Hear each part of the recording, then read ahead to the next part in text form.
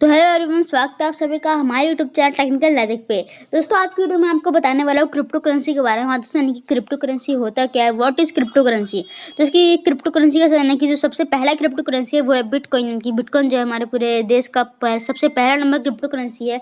और बिटकॉइन आप लोग जानते होंगे, अगर आपने इसको पहले से जाना होगा तो बिटकॉइन के साथ ही अभी बहुत सी इसमें क्रिप्टो करेंसी आ चुकी है, जैसे कि Ethereum, Litecoin, bitcoin, ripple, Ethereum, Tron, BUSD, USD, ऐसे करते करते इसके बहुत से अभी जो है यानी कि क्रिप्टो करेंसी आ चुके हैं। उसी में सबसे पहला क्रिप्टो करेंसी है बिटकॉइन। और बिटकॉइन अगर आपने इसको पहले से आप देखते होंगे तो आपको पता होगा कि हमारा जो बिटकॉइन है सबसे पहले यानी कि पहले ये सिर्फ 25 रुपये का था, 25-40 रुपये का। पर अभी हमारा जो बिटकॉइन एक बिटकॉइन हो चुका है 37 लाख या फिर 40 लाख रुपये का। तो आप सोच रहे होंगे कि अगर उसमें उस समय अगर हम लोग ने इन्वेस्ट किया होता तो अभी हम लोग के पास कितना यानी कि करोड़ों रुपए होते हैं। अगर उस समय हम लोग 25 रुपये पे कितने यानी कि अगर इस पे 1000 रुपये भी इन्वेस्ट किए रहते तो अभी हमारे वो 1000 रुपये 4 करोड़ में बदल गए रहते। इतना अभी इसका रेट बढ़ चुका है। इसलिए मैं आज आप लोगों को क्रिप्टो करेंसी के बारे में कुछ नॉलेज देने वाला हूँ। क्रिप्टो करेंसी होता क्या है, तो वीडियो में अंत तक बने रहिएगा, बीच में थोड़ा सा स्किप मत करिएगा अगर आपको क्रिप्टो करेंसी के बारे में जानना है।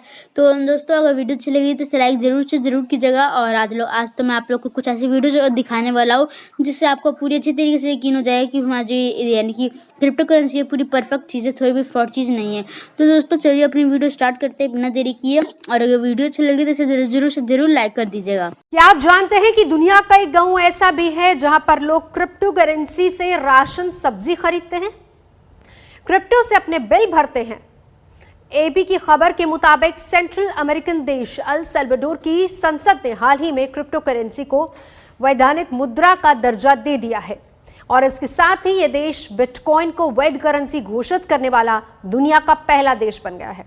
हालांकि अल सल्वाडोर में बिटकॉइन पहले से ही स्वीकार किया जाता रहा है, लेकिन इसे लेना या ना लेना वॉलंटरी है। लेकिन अब संसद की मंजूरी के बाद यहां के सभी बिजनेसेस को इसे स्वीकार करना ही होगा। सिर्फ उन्हें छूट दी जाएगी जिनके पास इनकी टेक्नोलॉजी नहीं है। अल सल्वाडोर की सरकार के इस फैसले के बाद सबकी निगाहें यहां के छोटे से गांव अल जोंटे पर हैं और यहां की अर्थव्यवस्था में क्रिप्टो करेंसी पिछले साल से रच बस गई है।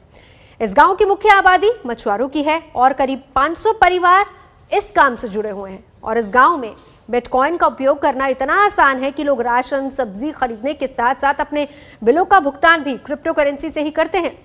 क्रिप्टो करेंसी पर चलने वाला ये छोटा सा गांव अल सल्वाडोर की राजधानी से 50 किलोमीटर से भी कम दूरी पर है।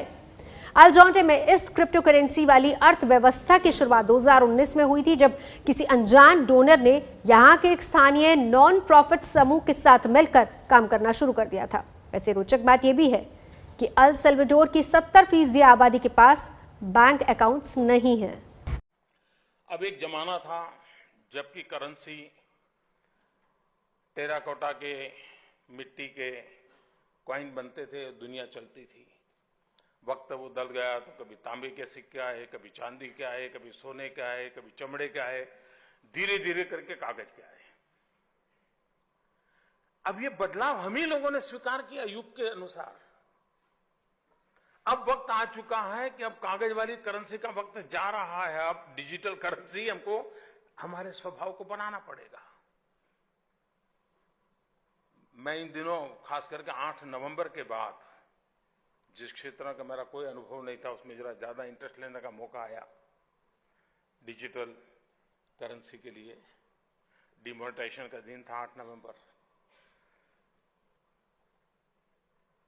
और मैंने अनुभव किया कि नोट छापना, उसको सुरक्षित रखना, उसको पहुंचाना, ट्रांसपोर्टेशन, अरबों खरबों रुपया का खर्च है जी। एक एटीएम को संभालने के लिए, एक एटीएम को संभालने के 6 पुलिस वाले लगते हैं जी, जबकि टेक्नोलॉजी अवेलेबल है।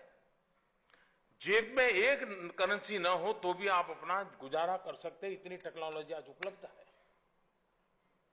हम अगर जैसे सरकार ने इनिशिएटिव लेकर के भीम ऐप बनाया है, 1 रुपये का खर्चा नहीं है, आप अपने मोबाइल फोन पर डाउनलोड कीजिए, सामने वाले के पास हो, अपना कारोबार शुरू कर दीजिए, कोई प्रॉब्लम नहीं है।